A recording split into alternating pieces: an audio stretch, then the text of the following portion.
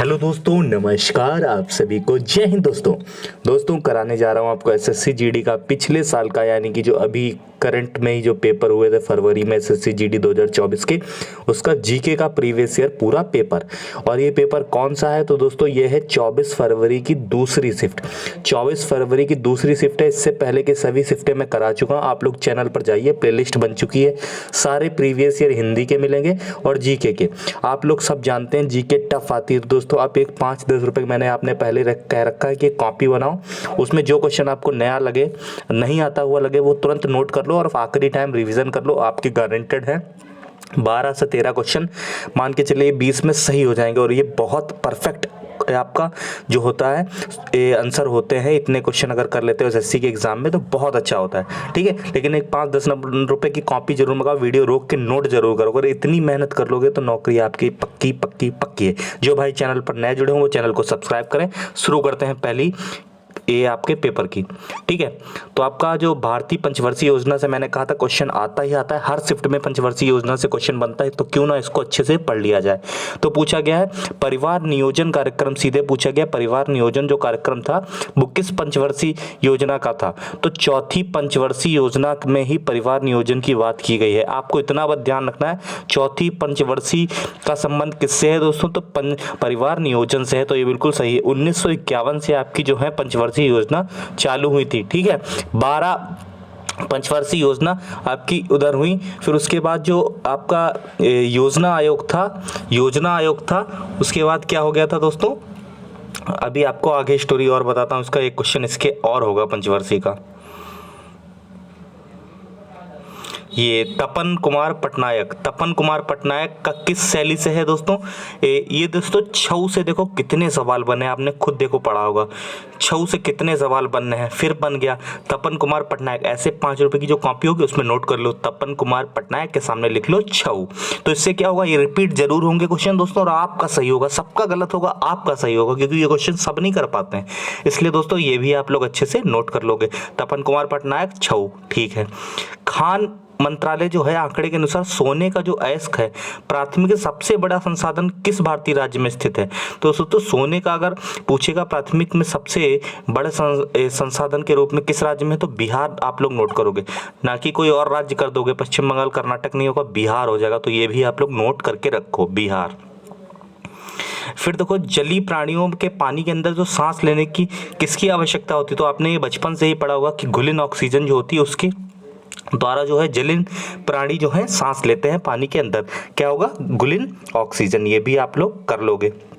ये सारे रिपीटेड सवाल हैं, 2019 में भी पूछे गए, 21 में फिर आ गए आपके ये क्वेश्चन दोस्तों अच्छा है। ये है अर्ध न्यायिक निकायों।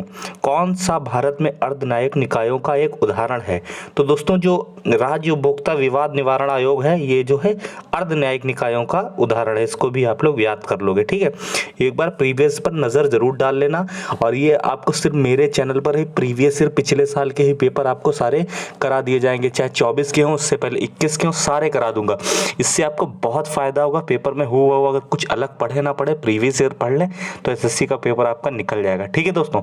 ये भी सही हो जाएगा। आगे दोस्तों सिद्धार्थ, ये भी आप लोग नोट कर लोगे। सिद्धार्थ सुचदे करके हैं ये, एक इनका संबंध दोस्तों किस खेल से है? तो इनका है स्क्वॉश से। सिद्धार्थ सुचदे ऐसे नोट कर लेंगे, सिद्धार्थ सुचदे, इनका संबंध है स्क्वॉश से। जब 1-2 बार रिवीजन करोगे तो गलत नहीं होंगे, और ये फेमस नाम है, यही रिपीट होंगे। ये दोस्तों वर्चुअल के माध्यम से करंट का एक क्वेश्चन था कि G20 की जो अभी अध्यक्षता की थी ना भारत ने, तो इसमें विषय और वेबसाइट का अनावरण किसने किया था नवंबर 2022 में? तो इसमें नरेंद्र मोदी जी ने, प्रधानमंत्री नरेंद्र मोदी जी। उसके बाद आगे क्वेश्चन है आपका बारदोली सत्याग्रह निम्नलिखित में से किस वर्ष शुरू हुआ? तो 1928 में हुआ, 1928 में। और ये किसके द्वारा हुआ था आपको पता होगा, ये आपके हो गए थे सरदार वल्लभ भाई पटेल। ये भी आप लोग ध्यान रखोगे, सरदार वल्लभ भाई पटेल, ठीक है। बरदौली। इसी सत्याग्रह में क्वेश्चन पूछता है कि सरदार की उपाधि किसे मिली? तो सरदार की उपाधि 1928 में ही सरदार वल्लभ भाई पटेल को, मतलब पहले वल्लभ भाई पटेल बोलते थे, उसके बाद सरदार की उपाधि उन्हें मिल गई। ये हाँ, ये देखो नीति आयोग, मैंने कहा था योजना आयोग जो है आगे बताऊंगा, तो योजना आयोग को ही नीति आयोग आगे कर दिया गया, ठीक है। जब नीति आयोग कर दिया गया। तो इसके सीईओ कौन होते हैं? देखो सीईओ अगर की बात करेंगे तो ये हो जाएंगे नियुक्त किए गए BR सुब्रमण्यम, BR सुब्रमण्यम। और इसके अध्यक्ष दोस्तों कौन होते हैं? प्रधानमंत्री स्वयं होते हैं, ठीक है, BVR सुब्रमण्यम, ये भी आप लोग ध्यान रखोगे, ठीक है। फिर भारत में पूछ लिया गया कि नियामक निकाय अनुपालन सुनिश्चित करने के लिए जो माइक्रो फाइनेंस संस्थाएं होती हैं MFI को देखने के लिए इसका पर्यवेक्षण कौन करता है? तो ये RBI जो होता है, इसका मुख्यालय है आपका मुंबई में, और ये आपका 1935 में इसकी स्थापना हुई। 1935 में, बस 2 चीज़ें ध्यान रखेंगे, 1935 में स्थापना और ये मुंबई में, ठीक है। MFA छोटी छोटी जो माइक्रो फाइनेंस संस्थान होता है, इनका देख रेख कौन करती है? RBI करती है। और ये जो हमारे बैंकों की बैंक है, ये सबसे बड़ी भारत की बैंक है, ठीक है। एक खेल के दौरान एक मानक आइस हॉकी, सीधे पूछ रहा है आइस हॉकी में कितने खिलाड़ी होते हैं? ये भी रिपीट सवाल है, ये नोट कर लो एक कॉपी में, बताओ वरना भूल जाओगे वीडियो देख के। 6 खिलाड़ी होते हैं आइस हॉकी में, ठीक है, ये भी क्लियर हो गया आपका। फिर जल्लीकट्टू का संबंध दोस्तों किस त्योहार से है? ये भी आप लोग का रिपीटेड सवाल है, पोंगल। देखिए शुरुआत में क्वेश्चन टफ आए थे, लेकिन इधर के देखिए क्वेश्चन सारे इजी हैं, इधर के इजी, तो ये मत सोचो पेपर लेवल टफ है। अगर 10-12 क्वेश्चन कर रहे हो तो बहुत अच्छा स्कोर है, कर लोगे अगर अच्छे से नोट कर लोगे, सारी शिफ्टों को एक कॉपी में नोट कर लोगे। ज़्यादा शिफ्टें नहीं, 52 शिफ्टें हैं, मेरे सारे वीडियो देख लो जाके, ठीक है, और अच्छे से रिविजन कर लो इनको जरूर, ये आपके ब्रह्मास्त्र साबित होंगे, ये प्रीवियस ईयर, ठीक है, चाहे हिंदी की चाहे ये हो, आपके नंबर इतने अच्छे होंगे आप लोग उम्मीद नहीं कर सकते। और जो कोई नहीं कर पाएगा वो क्वेश्चन आप करोगे, क्योंकि मैं ही इतनी मेहनत कर रहा हूँ चैनल पर। चैनल को सब्सक्राइब कर लो दोस्तों, आखिरी में इसकी PDF भी दे दूंगा, लेकिन खुद नोट करोगे तो अलग ही बात होगी, ठीक है। अपना पढ़ा हुआ जब नोट करे हुआ पढ़ोगे तो मजा आ जाएगा। मैंने कहा था जनगणना से क्वेश्चन जरूर आया था, तो 2.2% किसकी में गिरावट आई थी 2011 की? तो सिख जनसंख्या थी उसमें गिरावट आई थी 2.2% की, ठीक है, ये भी आप लोग का नोट कर लेंगे, ठीक है, सिख में आई थी। भारत में शुंग वंश के, अब देखो पेपर कोई आगे क्वेश्चन टफ नहीं है, सरल है। शुंग वंश की स्थापना किसने की थी? पुष्यमित्र शुंग ने, ठीक है। उसके बाद दोस्तों ये आपका है भारतीय संविधान में निम्नलिखित में से किस अनुच्छेद का समानता का अधिकार से अंतर्गत किया गया? तो समानता के अंतर्गत ये उपाधियों का उन्मूलन दोस्तों, ये आपका अनुच्छेद जो 18 होता है इसमें उपाधियों का अंत कर दिया गया।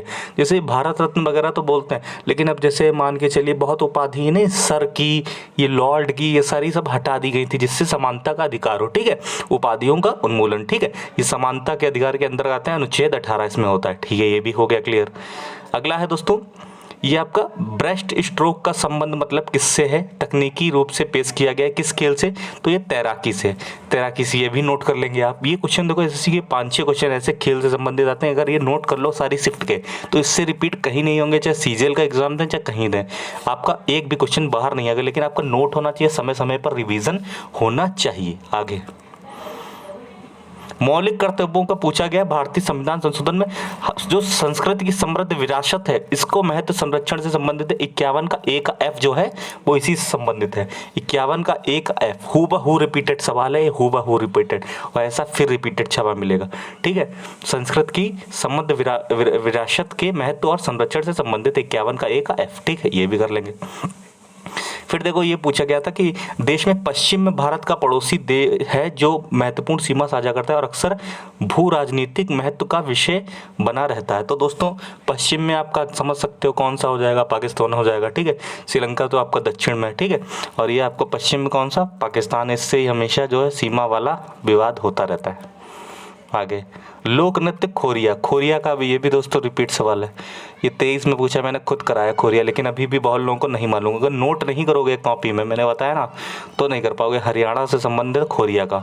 आगे दोस्तों 19 हो गए क्वेश्चन। 20 में ये दोस्तों ये PPP मॉडल के तहत जो था PME बस सेवा शुरू की थी। इसमें दोस्तों 10,000 बसों की मंजूरी दी गई थी। करंट का क्वेश्चन है, 10,000 बसें आ सकता है आपका फिर से।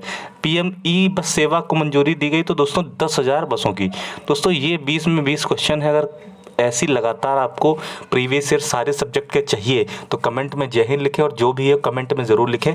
पेपर अगर ये कंटिन्यू रखना है तभी आपको करेंगे, अगर आप अच्छे से शेयर करोगे, मेहनत करोगे, सब्सक्राइब करोगे, ठीक है दोस्तों। धन्यवाद। जय हिंद, जय भारत।